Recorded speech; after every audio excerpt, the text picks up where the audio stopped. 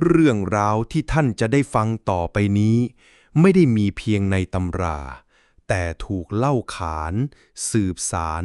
ผ่านกาลเวลาขอต้อนรับทุกท่านเข้าสู่ประวัติเล่าเรื่องห้ามนอนตอนเย็นแค่เคล็ดโบราณหรือเคราะห์กรรมจริงเมื่อก่อนตอนข้ายังเป็นเด็กเวลาตะวันใกล้ตกลมเย็นๆเริ่มพัดมาแม่ข้าจะเอาผ้าขาวม้าฟาดพื้นตะโกนลั่นบ้านเฮ้ยอย่าไปนอนตอนเย็นนะเดี๋ยวผีอำเอาข้ายังจำได้ข้านั่งง่วงจะหลับแหล่ไม่หลับแหล่แต่ได้ยินคำว่าผีอำทีไรตาโตเลยทุกทีเออ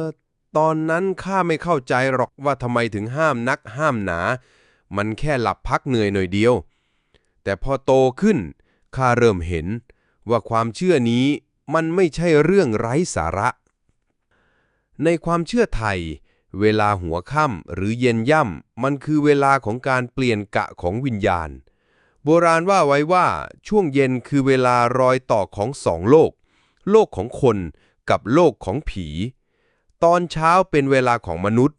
แต่พอเย็นมาถึงวิญญาณจะเริ่มออกมาเดินแล้วถ้าใครนอนในเวลานั้นโดยที่จิตไม่มั่นคงเหมือนเปิดประตูเชิญสิ่งไม่พึงประสงค์เข้ามาบางคนฝันร้ายบางคนผีอำบางคนลืมตาแต่ขยับตัวไม่ได้คนโบราณเลยสอนให้เลี่ยงอย่าเผลอหลับช่วงหัวค่ำเพื่อปิดประตูไม่ให้ผีมารบกวนมีอยู่เรื่องหนึ่งยายสมบูรณ์ที่บ้านท้ายหมู่เล่าให้ฟังตอนนั้นหลานแกเหนื่อยจากวิ่งเล่นกลับมานอนแผ่ตอนเย็นโดยไม่กินข้าวพอฟ้ามืดทั้งบ้านตกใจ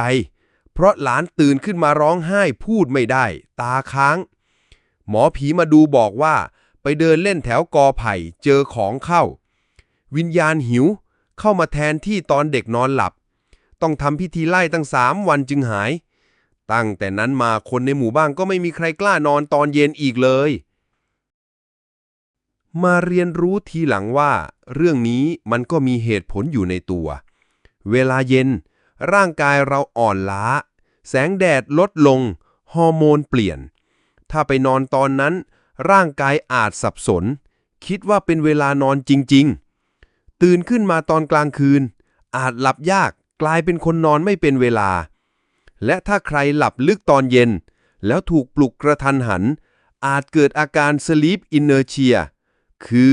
ตื่นมามึนหัวงงตัวหนักหงุดหงิดเหมือนโดนผีอำยังไงน่ะงั้นคนโบราณอาจไม่รู้คำทางวิทยาศาสตร์หรอกแต่เขารู้จากประสบการณ์แล้วแปลออกมาเป็นคำเตือนความเชื่อไทยโบราณหลายอย่างแม้จะดูไม่น่าเชื่อแต่แท้จริงแฝงไว้ด้วยบทเรียน